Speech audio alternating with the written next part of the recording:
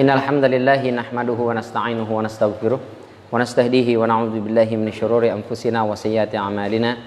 May yahdihillahu fala mudilla lahu wa may yudlilhu falan tajida lahu waliyyan mursyida. Asyhadu an la ilaha illallah wahdahu la syarika lahu wa asyhadu anna Muhammadan 'abduhu wa rasuluh alladzi la nabiyya wa la rasula ba'dah. Laqad qala Allah ta'ala fi kitabihil karim ba'da a'udzu billahi minasyaitonir rajim.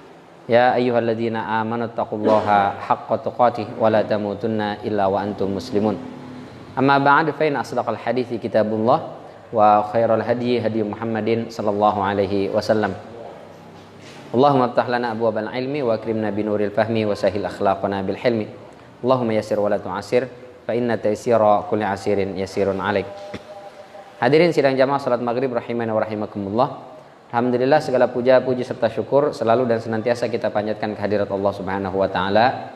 Kita berharap semoga kita semua selalu dalam penjagaan Allah, dilindungi dan dijauhkan dari berbagai macam mara bahaya, wabil khusus dari merebaknya virus COVID-19 yang belakangan kian hari kian nggak tahu kita kapan selesainya. Mudah-mudahan Allah jaga kita semua. Jika ada saudara, kerabat, tetangga kita yang sedang ditimpa musibah tersebut, mudah-mudahan Allah tambahkan kesabaran untuk mereka dan dijadikan sakitnya sebagai pelebur segala salah dan khilafnya, dan mudah-mudahan segera Allah angkat penyakitnya insyaallah. Salawat beriring salam tak lupa kita sampaikan kepada junjungan kita Nabi besar Muhammad sallallahu alaihi wasallam, pada keluarga beliau, kepada para sahabat beliau dan juga kepada para pengikutnya, yang mudah-mudahan kita semua masuk ke dalam barisan pengikut Rasulullah sallallahu alaihi wasallam, yang besok di yaumul qiyamah kita semua mudah-mudahan bisa mendapatkan syafaat dari beliau. Amin ya rabbal alamin.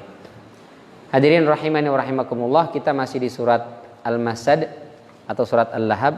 Jazakallah khair. Seperti biasa kita baca dulu. A'udzu billahi minasy syaithanir rajim.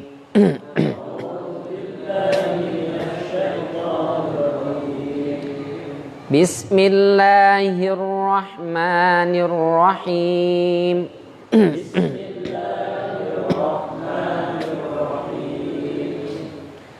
Tabbat yada abi lahabin wa tabb.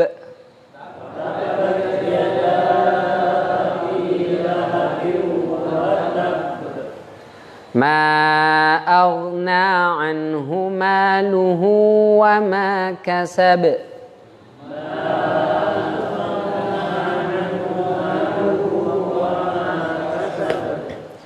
Sayasla naran dhata lahab.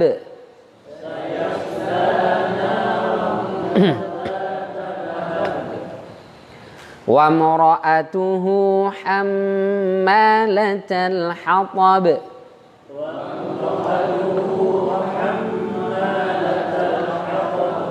Fi jidha hablum min masad.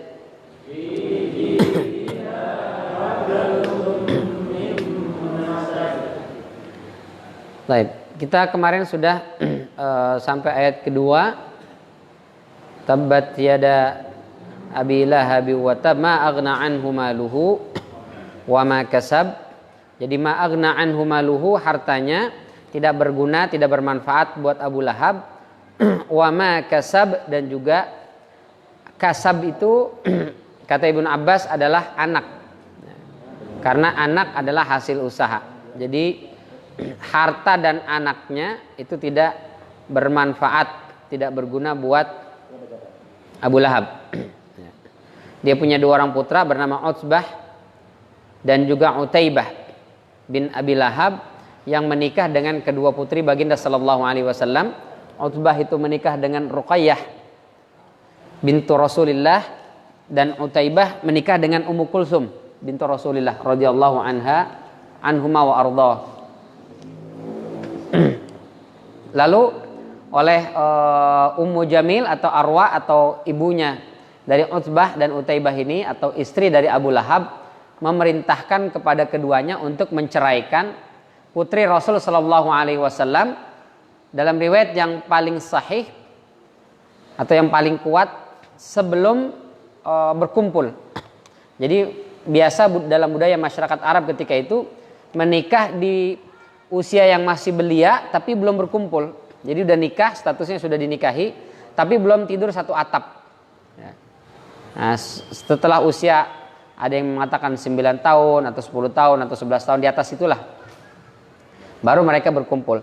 Nah ini oleh Utbah dan Utaibah, Ruqayyah dan juga Ummu Kulsum diceraikan sebelum berkumpul. Lalu setelah itu dinikahi oleh Utsman ibn Affan, yang kemudian diberi gelar Dzun Nurain karena menikahi kedua putri Rasul sallallahu alaihi wasallam. Tentu setelah meninggal, karena wa antajma'a bainal ukhtain illa ma qad salaf, itu enggak boleh mengumpulkan antara dua wanita yang sedarah. Jadi menikahi adik kakak enggak boleh langsung. Kalau mau poligami jangan saudara kandung, enggak boleh. Adik kakak itu enggak boleh. Ya? Ya, boleh turun ranjang atau naik ranjang. Tetap enggak boleh. Bolehnya kalau sudah meninggal. Nah, kalau kakak menikah pertama dan kakaknya meninggal baru menikahi adiknya, boleh itu seperti itu. Baik. Nah, Utbah bin Abi Lahab itu mubalighan fi adawatin Nabi sallallahu alaihi wasallam. Membenci Rasulullahnya itu keterlaluan gitu. Berlebihan membenci Rasulullah sallallahu alaihi wasallam. Pernah beliau waktu itu mau berangkat ke Syam, lalu ketemu dengan Rasul sallallahu alaihi wasallam ketika turun wan najmi idza hawa, kata beliau, kata dia itu, kafartu bin najmi idza hawa. Aku kafir terhadap an-najmi idza hawa. Nah, itu kata Utbah. Setelah itu meludah di pipi Rasul sallallahu alaihi wasallam, wa tafala fi wajhi Rasulillah sallallahu alaihi wasallam. Nah, ini kurang ajar banget, padahal dia itu adalah mantan menantunya. Masya Allah. Tapi meludahi wajah bekas mertuanya. Maka Rasul sallallahu alaihi wasallam mendoakan, Allahumma sallit alaihi kalban min kilabika fa akalahul asad. Maka Rasul mendoakan, ya Allah, binasakan orang ini dengan anjing dari anjing-anjingmu. Fa akalahul asad. Maka ketika dia melakukan perjalanan menuju Syam, di tengah perjalanan itu diserang oleh harimau.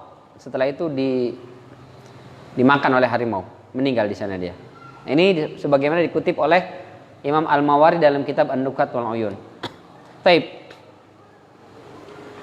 Ayat ketiga, kata Allah Subhanahu wa taala, sayasla naran dzata lahab. Sa itu artinya akan, dia masuk ke kata kerja bentuk sedang akan atau fi'il mudhari'. Jadi ada sa, ada saufa. Kalla saya'lamun dengan saufa ya'lamun, sata'lamun dengan saufa ta'lamun. Biasanya sa itu menunjukkan jarak waktunya tidak terlalu jauh, dekat. Akan tapi sebentar lagi. Kalau saufa itu jaraknya lebih jauh dia. Padahal kapan Abu Lahab masuk ke dalam neraka? Setelah kiamat. Tapi Allah menggunakan kata sa, bukan saufa, bukan saufa yasla naran dzata lahab, tapi sayasla, artinya bentar lagi masuk neraka gitu. Padahal masuk nerakanya nanti setelah hari kiamat.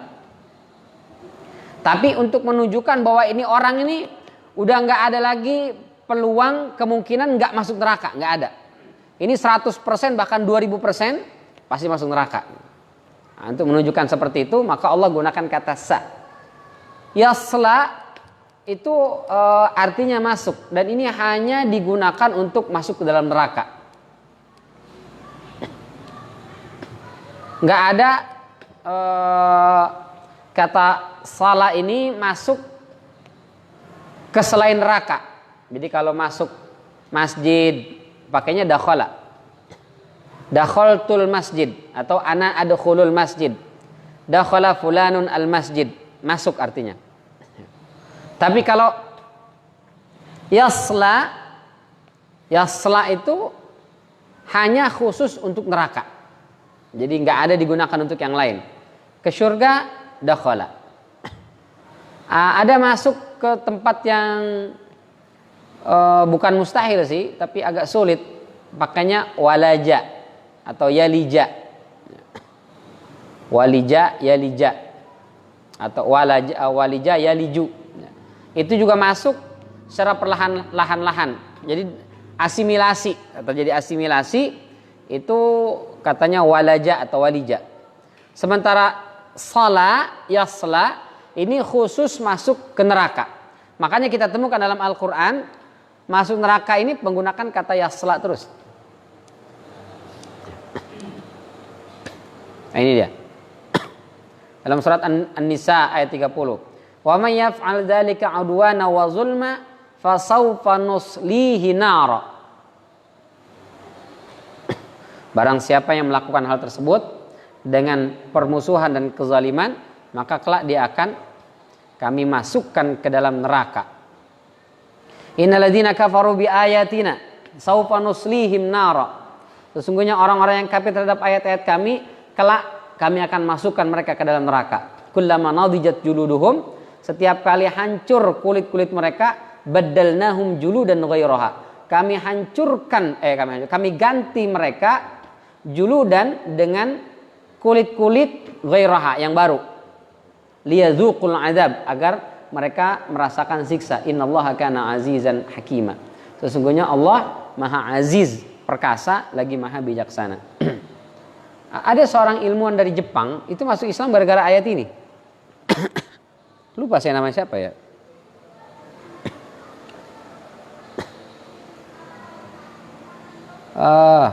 Subhanallah, lupa. Jadi salah seorang ilmuwan di Jepang itu, dia meneliti kenapa Al-Quran menyebut siksa neraka itu dengan kulit gitu. Kullama nadijat juluduhum, setiap kali hancur lebur kulitnya, kami ganti dengan kulit yang baru.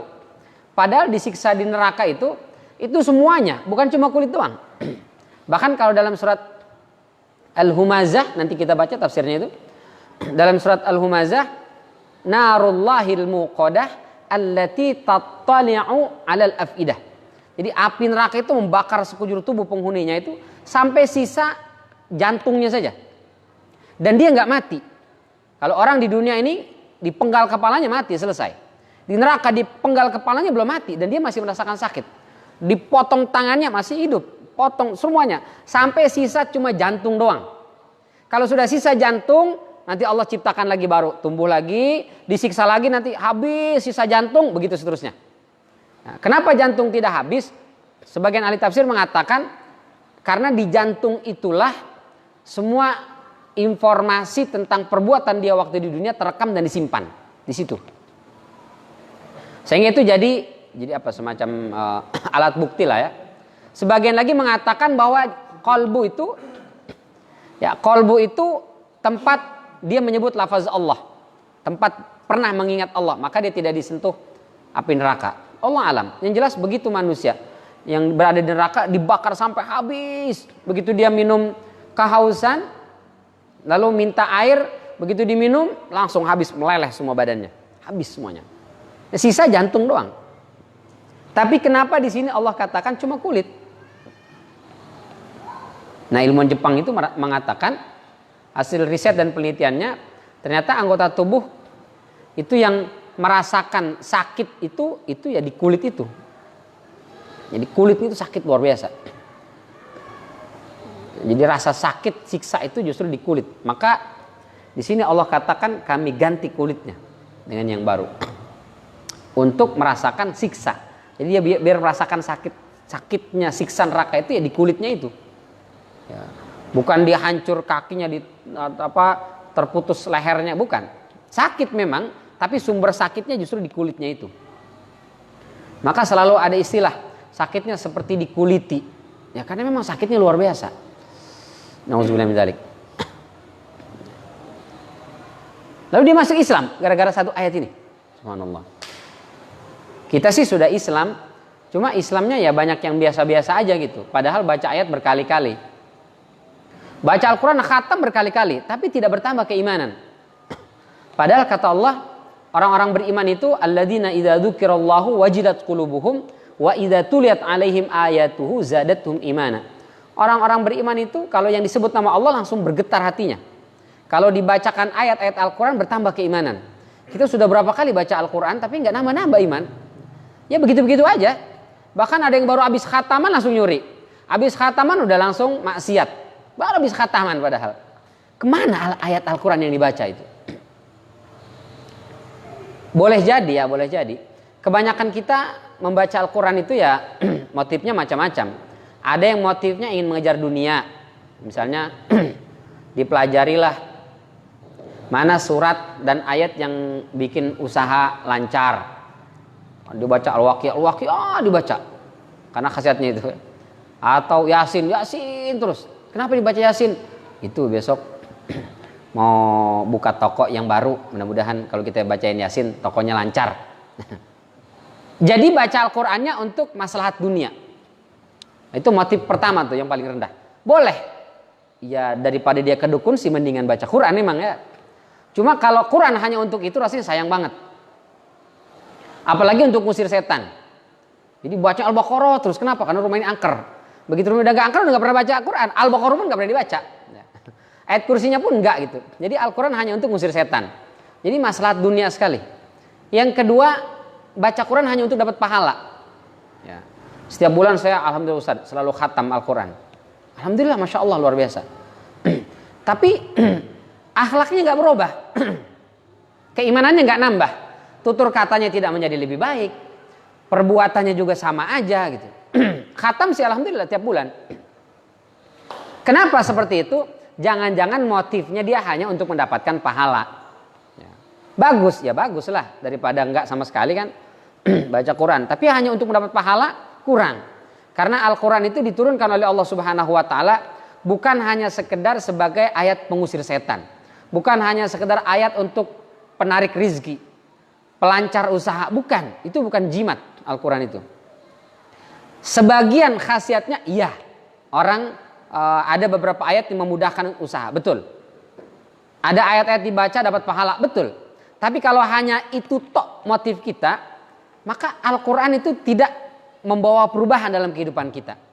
Maka mestinya ketika kita baca Quran, motif utama yang harus kita jadikan sebagai tujuan ketika membaca Al-Quran itu adalah menjadikan Al-Quran itu sebagai hidayah. Jadi begitu kita baca Quran, berubah. Oh ternyata ya Allah seperti ini toh. Allah mengisyaratkan. Oh begini toh bisnis itu yang benar. Oh seperti ini loh orang beriman. Oh ternyata begini siksa neraka. Akhirnya jadi takut. Jadi meninggalkan perbuatan-perbuatan, perkataan-perkataan yang bisa mendatangkan murkanya Allah Subhanahu Wa Taala. Dan itu motif yang paling tinggi. Maka Allah katakan Al-Quran itu diturunkan hudal linnas. Al-Quran itu diturunkan sebagai hidayah untuk manusia. Bukan sebagai sumber pahala. Al-Quran diturunkan bukan sebagai pengusir setan. Bukan. Tapi Allah katakan hudan lil muttaqin atau hudan linnas. Sebagai hidayah atau petunjuk. Nah ini ayat-ayat yang menjelaskan tentang kata yasla digunakan masuk dalam neraka. Innalladzina ya'kuluna amwalal yatama zulman. Sesungguhnya orang-orang yang memakan harta anak yatim secara zalim, innama ya'kuluna fi butunihim nara. Sesungguhnya dia telah mengumpulkan api neraka dalam perutnya. Wa sayaslawna sa'ira. Dan dia akan masuk ke dalam neraka yang menyala-nyala. Saking hati-hatinya Syekh Muhammad Amin Asy-Syanqiti itu mengatakan begini. Kalau kita ngurus anak yatim, Masya Allah ya, kita terima kasih banyak sekali saudara-saudara kita yang peduli dengan anak yatim. Tapi Syekh Muhammad Amin Asy-Syanqiti saking hati-hatinya, khawatir, kata beliau begini. Jadi kita mengambil upah dari mengurus anak yatim itu terkecil dari dua kemungkinan. Misalnya begini, saya punya anak yatim Ustaz, ada berapa? 30 orang. Saya urus segala keperluannya. Digaji berapa? Itu dia Ustaz, saya cuma digaji 500.000 sebulan Ustaz. Kebutuhan hidup Jakarta berapa? Kebutuhan saya sih ya sebulan minimal 4 juta Ustaz. Terus kekurangan dari mana? Ya itulah Ustaz, ya kesana kemari. Kata Syekh Muhammad Amin Asy-Syanqiti, cukup ambil yang 400.000 itu. Meskipun kebutuhan kita minimal 4 juta per bulan. Tapi mencukupkan dengan itu. Sisanya cari yang lain. Jangan kemudian kita ambil dari situ. Dari anak yatim maksud saya. Jangan sampai kita potong, kita kurangi. Sudah anak-anak yatim ini kita kalau laporan ke para muhsinin, donatur, makannya 3 kali sehari. Tapi pada kenyataannya 2 kali sehari. Kenapa? Yang sehari kita potong untuk mengcover kebutuhan kita karena kita ngurus anak yatim. Yang gajinya 500 supaya bisa mencukupi kebutuhan 1 bulan yang 4 juta itu.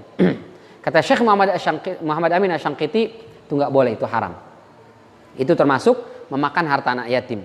Jadi cukupkan dengan 500 ribu itu, sisanya cari di luar katanya. Cari dari yang lain. Kalau enggak, ya udah, sabar-sabar. Kalau enggak sanggup, jangan ngurus anak yatim. Wah, ngeri banget.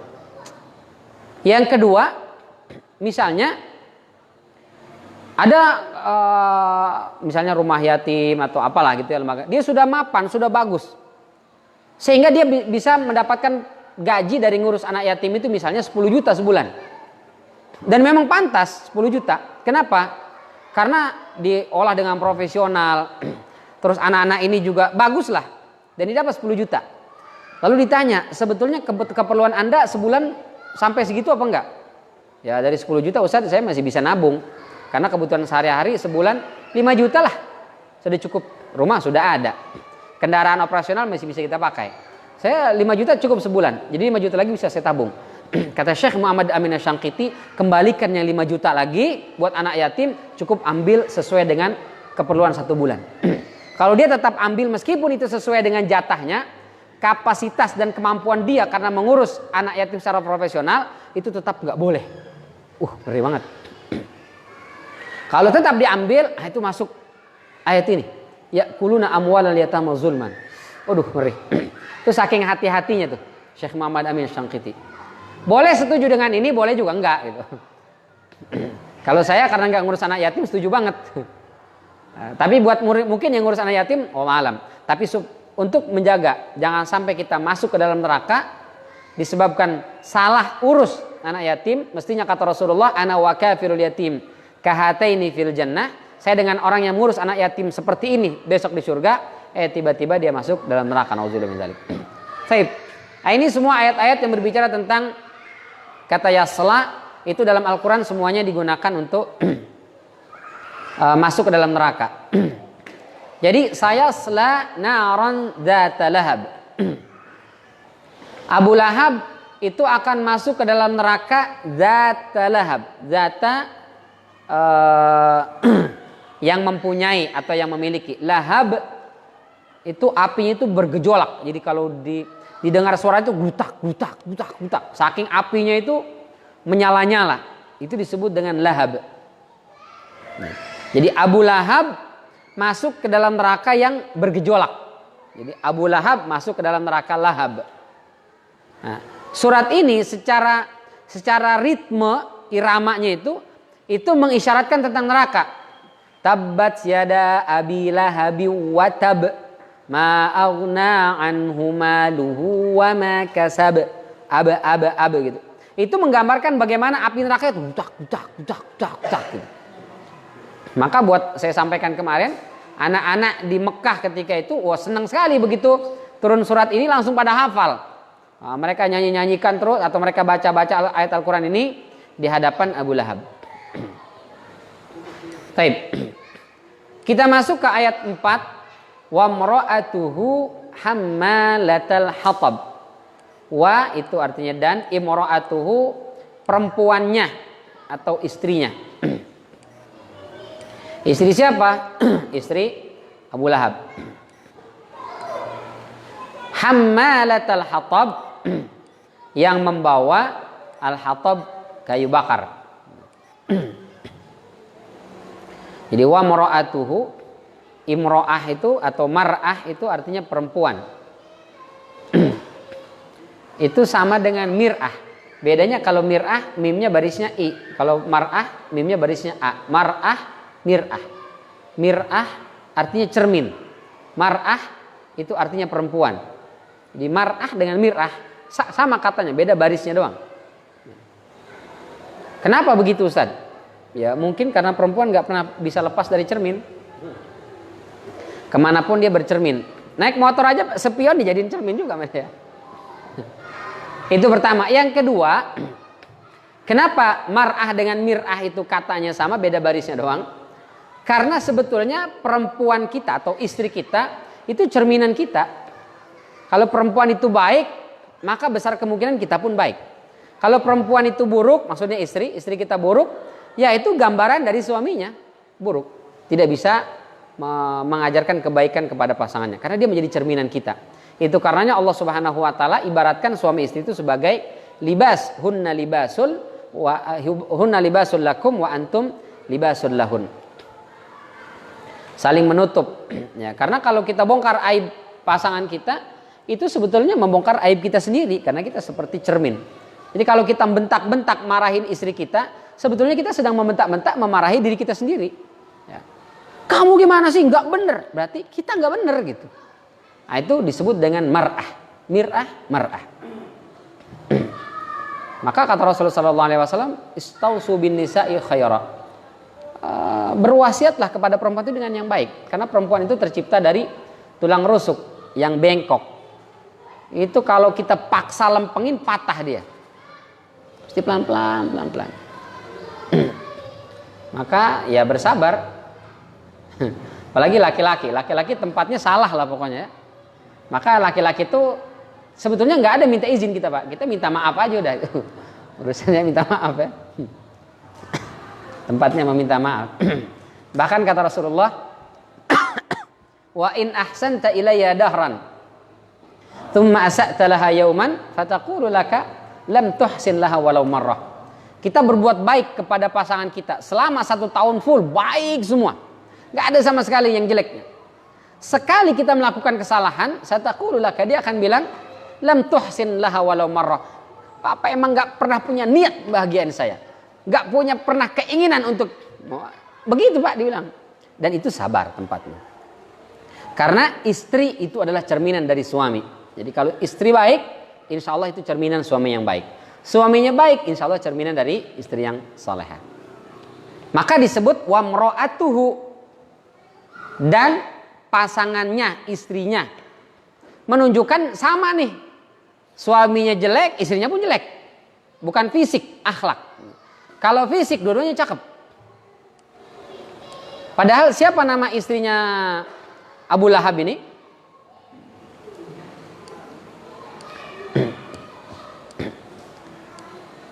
Jadi istri Abu Lahab itu nama aslinya adalah Arwa bintu Harb bin Umayyah, saudarinya Abu Sufyan. Saking cantiknya Arwa ini, itu sampai diberi gelar Ummu Jamil.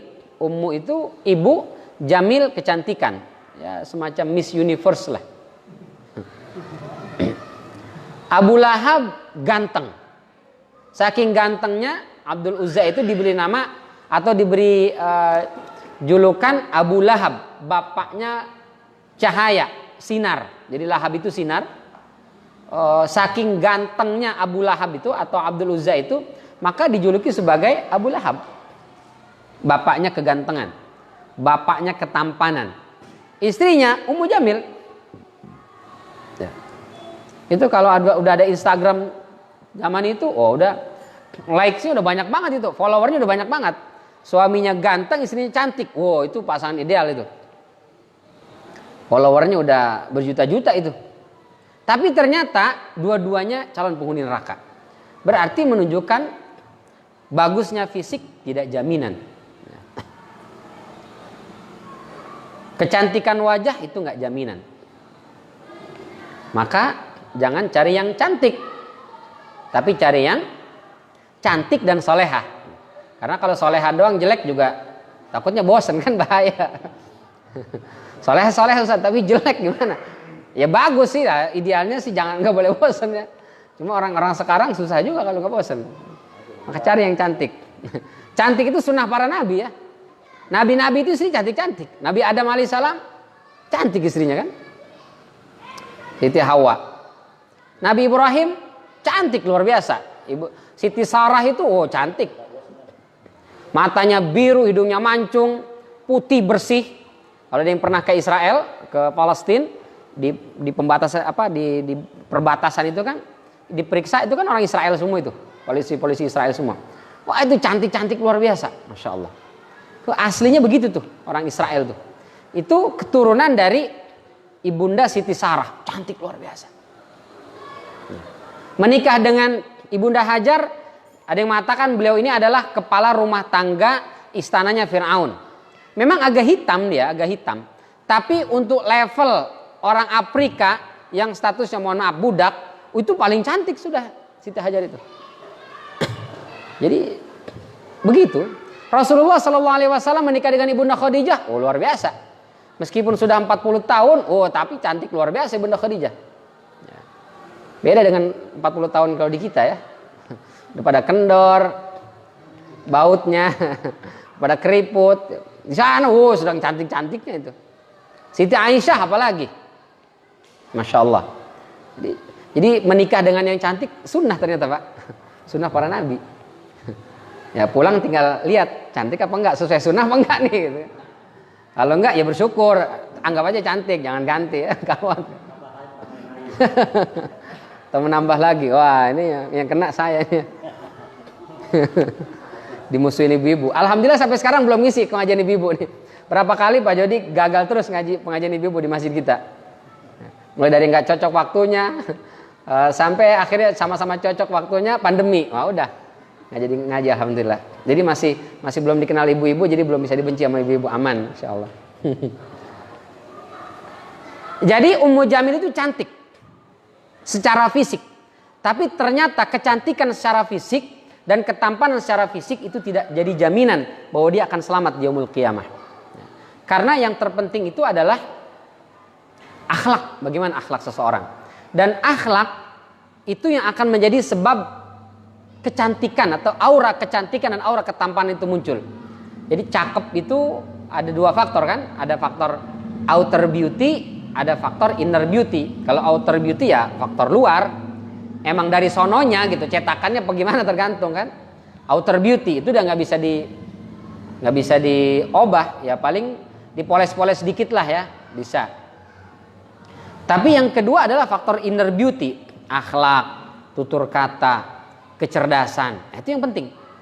Kalau ada seorang ilmuwan kontemporer, seorang mufakir dari Maghribi, Malik bin Nabi.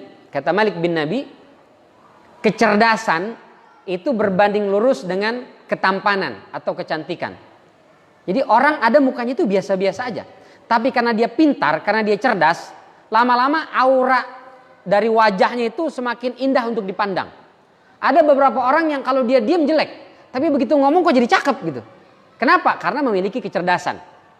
Nah, jadi saran saya kalau yang mukanya pas-pasan, nah itu banyak-banyak. Baca buku supaya agak pintar, wawasannya luas gitu. Sehingga orang senang lihatnya kan. Ini udah jelek, otaknya pindah ke dengkul, aduh. Nauzubillah min dzalik. Akhlaknya rusak lagi. Nah, itu udah enggak ada yang bisa dibanggakan. Apa yang bisa dibanggakan? Tapi kalau sudah cakep, pintar, akhlaknya bagus, wah itu idaman. Itu yang ideal. Bukan cikal bakal teroris ya. Masa dibilang cikal bakal teroris? Itu imam-imam yang ganteng-ganteng yang hafal Quran itu cikal bakal teroris. Wah, ini dia nggak tahu mungkin dapat menantu yang kayak gimana berarti ya. Itu padahal menantu idaman kan.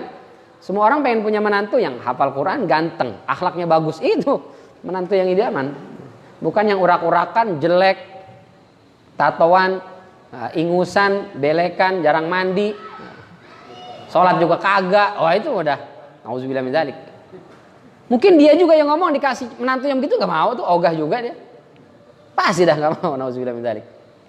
Taib, kita balik wa mara'atuhu, dan istrinya yaitu Arwa bintu Harb atau Ummu Jamil. Ini perangainya gak jauh beda dengan Abu Lahab. Jadi begitu turun surat Al-Lahab ini, terus suaminya diperolok-olok oleh anak-anak, dia marah. Dicari Rasul sallallahu alaihi wasallam yang waktu itu sedang bersama dengan Abu Bakar. Lalu dia marah, dia bawa batu. Abu Bakar, mana temanmu itu? Kenapa? Enak aja dia bilang, suami saya bakal masuk neraka dan juga istrinya si tukang cari kayu bakar. Saya ini orang kaya, nih mas saya nih. Jadi dia orang kaya, termasuk paman Rasulullah yang saya sampaikan kemarin, yang secara ekonomi menengah ke atas adalah Abu Lahab. Maka ketika Rasul baru lahir itu dia langsung kirim Suwaibah untuk menyusui. Suwaibah ini siapa? Pembantunya. Punya budak dia. Budak, kamu susuin. Suwaibah, kamu susuin keponakan saya itu. Disusui. Jadi ibu susu pertama Rasulullah adalah budaknya dari Abu Lahab dan juga Arwa bintu Harb ini. Kaya dia. Dia bilang, masa saya tukang pencari kayu bakar? Nih emas saya banyak. Saya orang kaya, saya nggak butuh kayu bakar. Kurang ngajar betul. Mana dia? Saya mau timpa kepalanya. Abu Bakar diam aja. Rocos saja. Ya, biasalah perempuan kalau udah kesel kan apa aja diomongin sama dia. Pop. Udah selesai pergi. Abu Bakar ada. Ya Rasul, ini dari tadi ngoceh orang nggak lihat engkau. Jadi Rasul ternyata ada di samping Abu Bakar. Tapi Arwah ini Ummu Jamil nggak lihat. Lalu apa kata Allah? Wa idza qara'tal Qur'ana, apabila engkau membaca Al-Qur'an, ja'alna, kami jadikan bainaka, antara engkau, wa bainal ladzina la yu'minuna bil akhirah, dan antara orang-orang yang tidak beriman kepada hari akhirat, hijaban mastura, hijab yang menghalangi penglihatan dia. Jadi dia nggak bisa lihat. Rasul cuma baca ayat Al-Qur'an, Arwah itu nggak bisa lihat Rasul sallallahu alaihi wasallam. Wah, ini satu lagi khasiat ayat Al-Qur'an nih, bisa ngilang Pak. Bahaya ya. Pitung katanya dulu, si Pitung bisa nggak ketahuan sama Belanda. Wallah alam, dulu orang-orang tua kita di zaman Belanda katanya banyak tuh.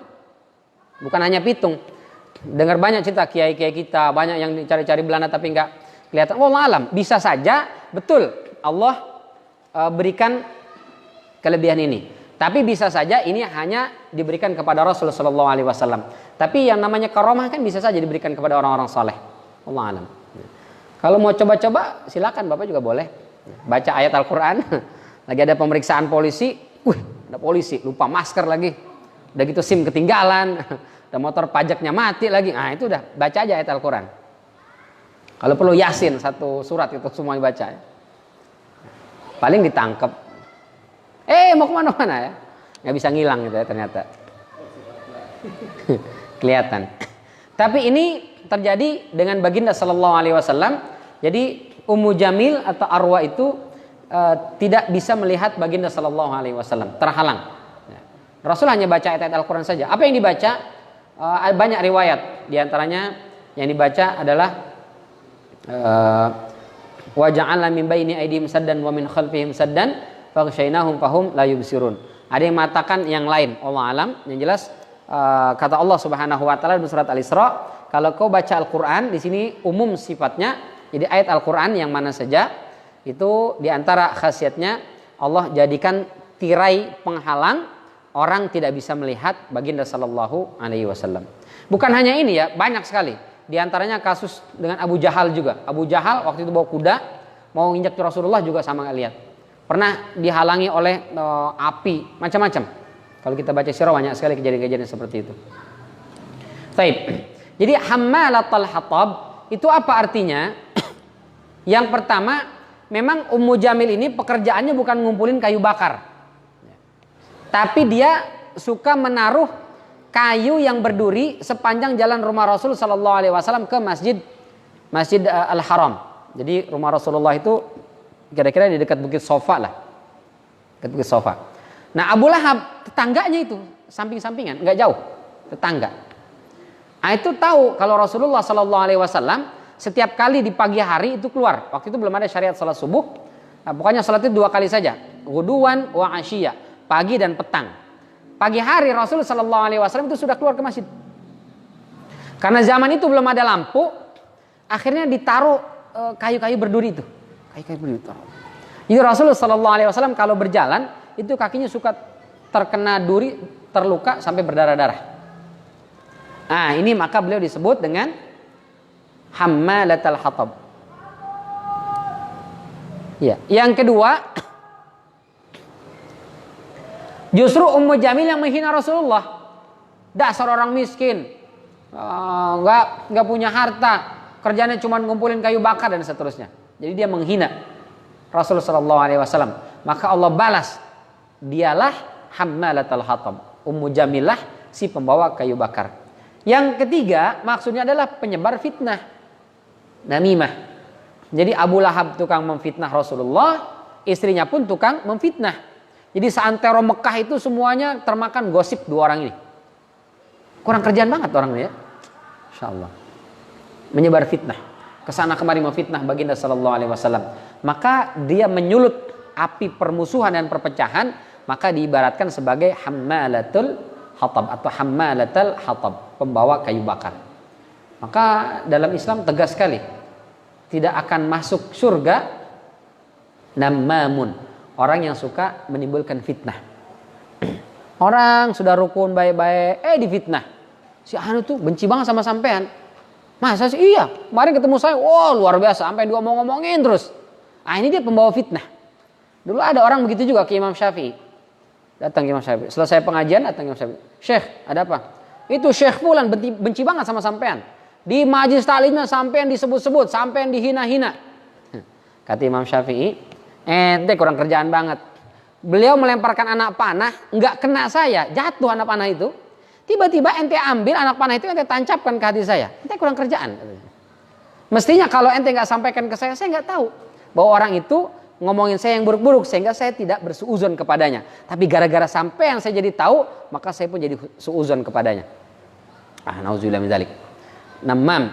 Ini kalau ada orang-orang yang kerjanya namam, suka membawa fitnah, menyebar fitnah, 11-12 dengan Arwa bintu Harb atau Ummu Jamil, istrinya Abu Lahab yang akan ditempatkan ke dalam neraka. Nauzubillah, summa nauzubillah. Said, berapa menit lagi? Masuk ya? 8 menit lagi. Oh, masih lama. Ada yang mau bertanya dulu? Menambahkan atau meluruskan jika saya keliru, falyatafadhal.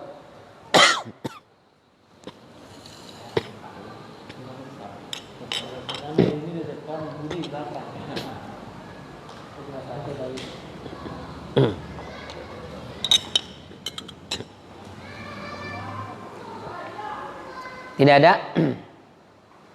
Kalau gitu kita lanjutkan di ayat terakhir, fi jidiha hablum mim masad. Di lehernya ada hablun. Habl itu tali, mim masad. Masad itu dipintal. Aslinya itu dipintal. Jadi tali yang sudah dipintal. Fi jidiha hablum mim masad. Apa maksudnya? Yang pertama, Ummu Jamil itu dia, saya sampaikan tadi, orang kaya. Begitu dibilang hammalatul hatab, dia marah-marah. Dia bilang, saya ini orang kaya nih, emas saya banyak. Nih kalung saya emas udah gede nih. Jadi dia pamerkan terus. Dan dia bilang, semua harta yang banyak ini akan saya habiskan untuk memusuhi Muhammad sallallahu alaihi wasallam. Oh, nauzubillah min dzalik. Dia punya harta banyak untuk maksiat. Dan ada sekarang juga ada ya. Jadi saya pernah dengar ya. Allah alam, mudah-mudahan keliru. Ada salah seorang calon pilkada lah gitu, biasa gitu. Dikasih tahu, itu yang sebelah sana tuh pakai duit. Oke, biarin. Dia mau berapa duit, berapa banyak dia mau habiskan. Saya masih ada sekian kontainer lagi siap digelontorkan. Jadi menyebut harta yang banyak dan dia bilang siap untuk dipakai dalam perbuatan dosa dan maksiat. Itu seperti Ummu Jamil. Ummu Jamil itu bilang, berapa banyak hartanya Khadijah? Dia mau mendukung, membela dakwahnya Muhammad. Saya punya harta yang banyak. Ini akan saya gelontorkan, akan saya habiskan, akan saya gunakan semuanya untuk memusuhi dan memerangi Muhammad. Luar biasa. Kalau perlu ada centeng yang butuh dibayar, saya bayar itu centeng. Kira-kira begitu deh ya. Ngeri. Maka kata Allah, fi jidiha hablum mim masad. Dia bangga dengan kalung emasnya dan dia akan gunakan untuk membendung dakwah Rasulullah. Kalung emas itu besok pada hari kiamat akan dilebur, dipanaskan sampai meleleh dan mendidih, lalu dikalungkan kembali di lehernya. Nauzubillah min dzalik. Nah, yang kedua, ya, sebagai balasannya besok hari kiamat Allah akan kalungkan besi panas di lehernya. Oh, ngeri. Besi panas di neraka itu tidak seperti besi panas di dunia ya. Jangankan besi panas, kerikil saja, kerikil yang panas di neraka itu begitu diinjak, itu langsung yaglibihi minhu dimaghuhu, mendidih otak orang yang menginjak itu. Jadi siksa neraka yang paling ringan itu, kata Rasulullah dalam riwayat Ibnu Abbas, rajulun yanta'ilu bina aliminan nar, seseorang yang dikasih sendal dari api neraka, ada yang mengatakan kerikil saja dari api neraka. Jadi dia yang kena neraka itu cuma telapak kakinya doang, Dari atas kaki sampai kepala ini sama sekali tidak tersentuh api neraka. Tapi begitu dipakai itu sendal, begitu diinjak itu kerikil, langsung ya glibihi minhu dimaguhu, langsung mendidih otaknya, saking panasnya. Itu cuma sendal, itu cuma kerikil, apalagi besi panas. Dikalungkan di lehernya dan tidak bisa dilepas. Oh, nauzubillah min dzalik. Ngeri.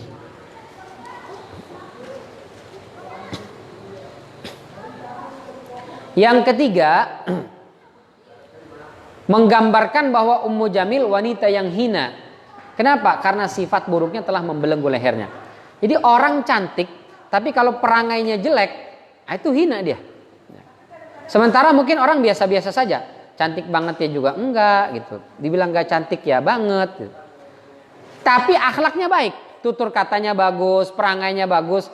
Itu lebih hormat orang, respect dibandingkan cantik tapi nauzubillah ya, akhlaknya buruk. Maka betapa banyak penghuni neraka yang cantik-cantik. Tapi jangan kemudian lantas memotivasi orang mau masuk neraka. Kamu rajin sholat, jangan mabok-mabokan. Emang kenapa? Masuk neraka ente rajin mabok-mabokan, biarin. Kenapa kamu nggak mau masuk surga? Buat apa masuk surga? Di surga banyak bidadari, di neraka juga banyak artis katanya. Saya mending nama artis aja katanya. Nauzubillah min dzalik ya. Dia nggak tahu. Artis mungkin ada ya. Nauzubillah min dzalik. Artis juga banyak yang soleh ya. Atau Ummu Jamil nih, arwah cantik tapi masuk neraka. Ya di neraka boro-boro mau diapain? Dia jadi disiksa. Penghuni neraka yang lain juga disiksa. Ente disiksa, si perempuannya disiksa. Mau ngapain? Lihat-lihatan aja nggak bisa, kedip-kedipan aja nggak bisa. Ya. Tapi kalau di surga, wah terserah lah. Bidadari isinya, masya Allah. Jadi ini gambaran tentang orang yang sifat buruknya itu sudah nempel melekat, udah nggak bisa dinasehatin. Maka Allah katakan fi jidiha hablum mim masad. Seolah-olah sudah seperti dibelenggu di lehernya, jadi nggak bisa lepas dari karakter buruk. Mau gimana aja buruk aja nih orang sifatnya. Masya Allah, nauzubillah min dzalik. Nah, surat Al-Lahab ini atau surat Al-Masad ini menggambarkan tentang tipe keluarga yang kita supaya berlindung darinya. Jadi kalau kita baca di Al-Quran itu kita temukan ada tipe keluarga yang ideal, suaminya saleh, istrinya salehah. Saleh bukan berarti Pak Soleh, suaminya baik, istrinya juga baik. Nah ini seperti keluarga Nabi Ibrahim alaihissalam dan juga keluarga Imran. Nah, ini keluarga ideal. Yang kedua, diantaranya ayatnya nih, Innallaha astafa Adam wa Nuhan wa ala Ibrahim wa ala Imran alal alamin. Sesungguhnya Allah telah memilih Nabi Adam, Nabi Nuh, keluarga Ibrahim dan keluarga Imran. Yang lain personnya, nabinya saja. Kalau yang dua ini Ibrahim dan juga Imran alaihi wasallam keluarga Ibrahim, keluarga Imran. Karena apa? Suami istri saleh. Masya Allah. Ini ideal. Yang kedua, suaminya saleh, istrinya yang brengsek. Contohnya keluarga Nabi Lut dan keluarga Nabi Nuh alaihi wasallam. Nah ini keluarga yang belum ideal. Apa caranya? Ya sabar aja. Mau gimana lagi? Dalam surat At-Tahrim ayat 10. Saya sudah masuk waktu Isya. InsyaAllah kita akan lanjutkan di pertemuan yang akan datang. Mudah-mudahan bermanfaat. Semoga Allah jauhkan kita dari sifat-sifat buruk. Allah selalu jadikan Al-Quran sebagai hidayah, kitab yang menjadi petunjuk sehingga merubah perilaku kita, menerangi qalbu kita, dan juga dia akan menjadi penerang dalam kehidupan kita di dunia ini, yang insya Allah mudah-mudahan Al-Quran menjadi penerang di alam kubur kita, dan mudah-mudahan Al-Quran di yaumil mahsyar menjadi penerang yang akan menerangi langkah kita masuk ke dalam surganya Allah Subhanahu wa taala. Amin ya rabbal alamin. Terima kasih atas segala perhatian. Mohon maaf apabila ada kekeliruan dan kekurangan. Kita tutup dengan hamdalah dan kafaratul majlis. Alhamdulillahirabbil alamin. Subhanakallahumma wa bihamdika asyhadu an la ilaha illa anta astaghfiruka wa atubu ilaik. Wabillahi taufiq wal hidayah. Assalamualaikum warahmatullahi wabarakatuh.